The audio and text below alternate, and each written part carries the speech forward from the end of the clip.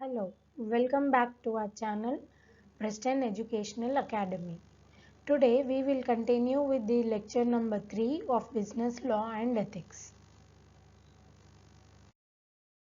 Yes, today we will learn about valid proposal.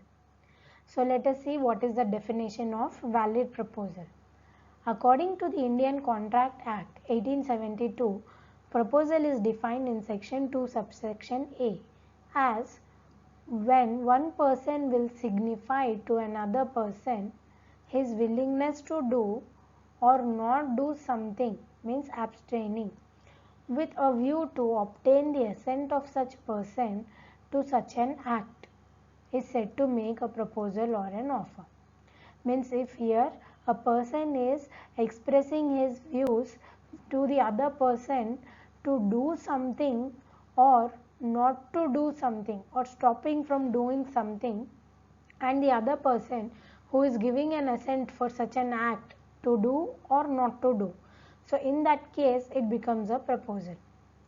If A wants to teach B and if A is giving offer to B that I will teach you B law, so here this is a proposal to do something.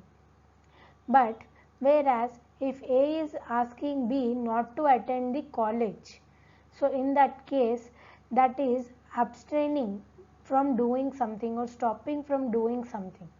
So if the person B is giving the acceptance for such an act, then this becomes the valid proposal.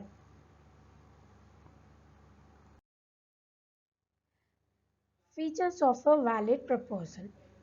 Now, there are few features that should be satisfied for a proposal to become a valid proposal. If any of the feature is not satisfied, then in that case it does not consider under valid proposal. So let us move on. Proposal should be voluntary. Means the proposer should be given voluntarily. Means anyone cannot force the proposer to give the proposal. So the proposer should voluntarily give the proposal by himself.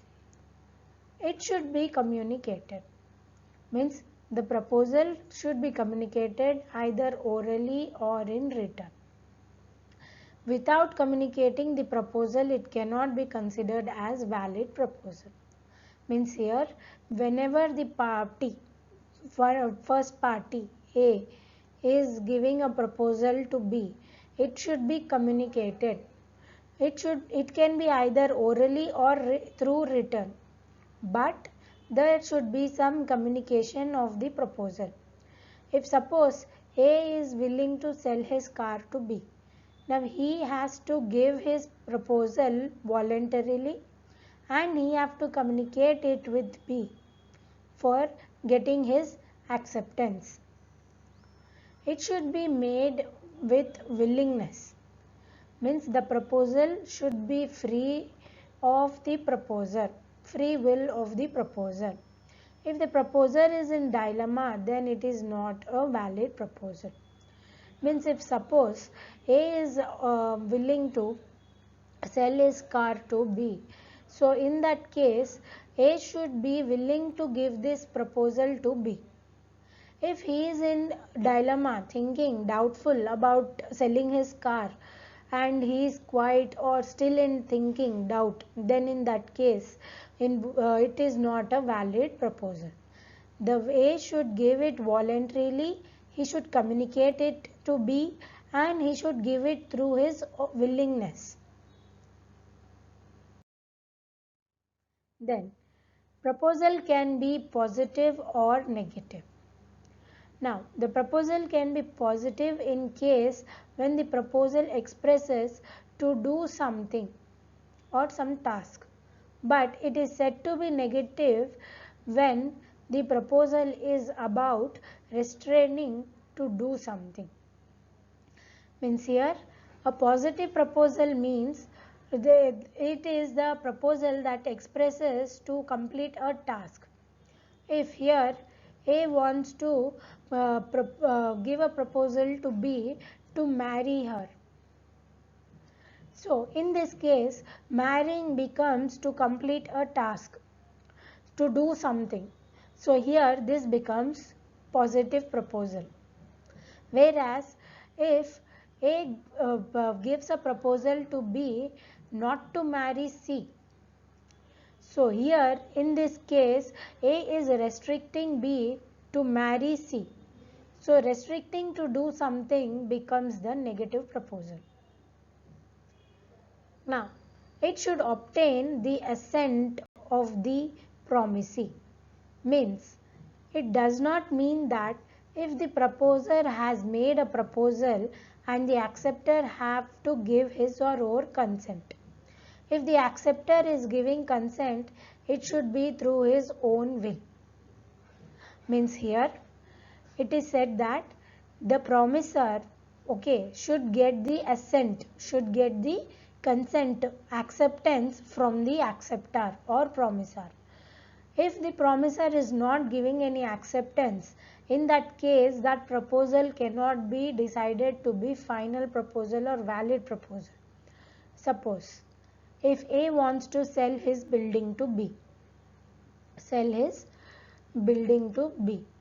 So in that case, if B is silent and not giving any acceptance, so what A have given to B does not mean that it has been accepted.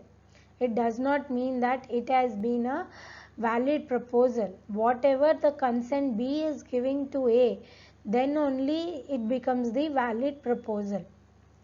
Then only it becomes the valid proposal. And the consent what the B is giving should be out of his free will. It doesn't mean that if A is giving the offer, B have to accept it.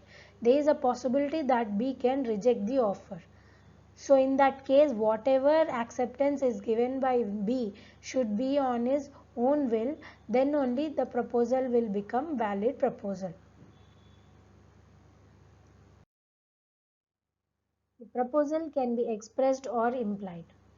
The proposal can be expressed with the clear terms and conditions and can be implied by the acts that are liable by default. Means the proposal which is having clear terms and conditions becomes the expressed proposal, and the implied proposal are the acts that are liable by default. If suppose A is willing to sell his car to B, so he is giving all the specification details about the car to B, the model number, the price of the car, the color of the car, all the details are expressly given to B for his acceptance. So that becomes the expressed proposal. The implied proposal is, as a teacher in the previous examples, she has to work or maintain the code of conduct in the class. Now that becomes the implied proposal. Now she has to do the act that is liable by default. Now the proposal can be specific or general. The proposal that is very specific about the obligations of the contract are specific, and the proposal that is not specific about the particular obligation is general. If suppose A is willing to sell his car to B and he wants to sell it to B, so he is specifically giving the proposal to B, then this becomes the specific proposal. Means he is only giving the offer to B. But whereas if A is printing the offer to sell his car in a newspaper, then there are many people who approach A, B, C, D. So there are many people who approach A to buy the car. So the proposal given by A in this context becomes the general proposal. Now, the proposal should be definite and not uncertain. Means the proposal should be given for something that is certain to happen in near future and not for something uncertain or impossible. Means if A wants to marry B within 1 year, so here the proposal given here that is possible because both of them can get married within a year. So it is definite to happen in near future. But if A is A met with an accident and died. So in that case, it is not possible for B to get married with A. So impossible items or uncertain things cannot be considered to be a valid proposal.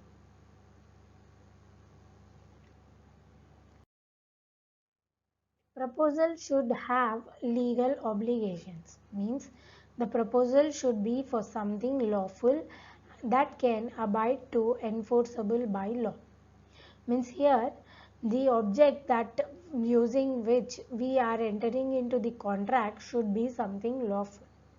If suppose A is selling his car to B, so car is a lawful object.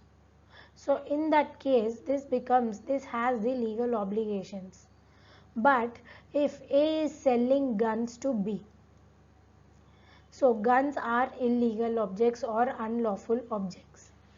So in that case, this cannot have any legal obligations and it cannot be considered to be a valid proposal. Invitation to offer is not proposal. Means the invitation to given offers is not a proposal by itself.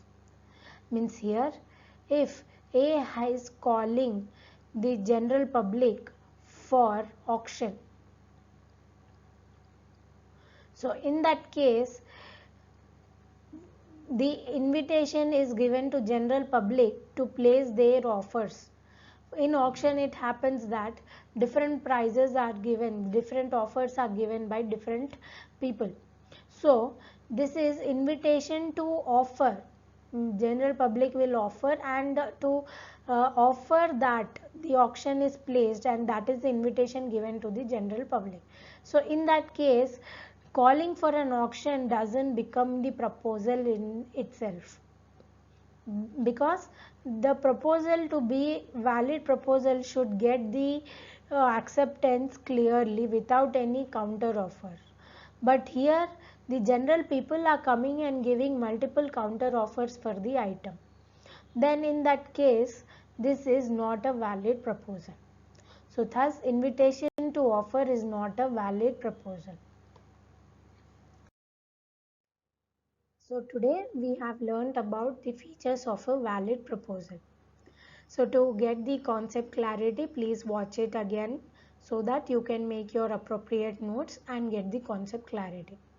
And please go through the previous videos so that you will have more detailed clarity about the concepts and you will be able to attempt good in your exams. Thank you. Please like, share and subscribe to my channel.